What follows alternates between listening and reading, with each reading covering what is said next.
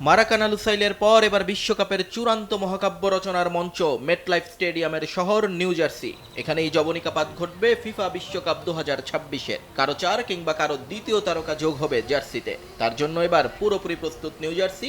সাদরে তারা বরণ করে নিয়েছে দুই ফাইনালিস্টকে।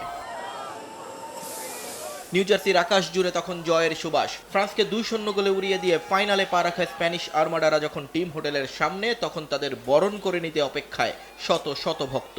Coach Luis de la Fuente কিংবা তরুণ তুর্কির লামিন ইয়ামাল, কাছের মানুষদের একটু ছুঁয়ে দেখার, অটোগ্রাফ নেয়ার এই আকুলতা কেবল বিশ্বকাপের ফাইনাল ঘিরেই সম্ভব। আমার মনে হয়েছে ওদের দেখতে আসাটা খুব দরকার ছিল।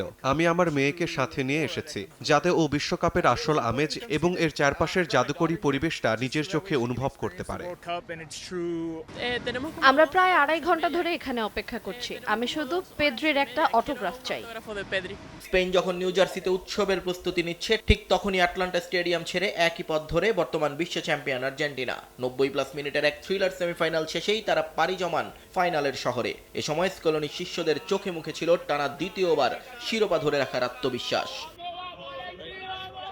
বাইরে ছিল প্রিয় তারকাদের বিদায় জানাতে অপেক্ষারত হাজারো সমর্থক। সেখানে যোগ দিয়েছিলেন আর্জেন্টিনার জনপ্রিয় সঙ্গীত শিল্পী বিজাররাপাও। নিউ জার্সিতেও ছিল একই চিত্র, অপেক্ষা করছিলেন হাজারো ভক্ত।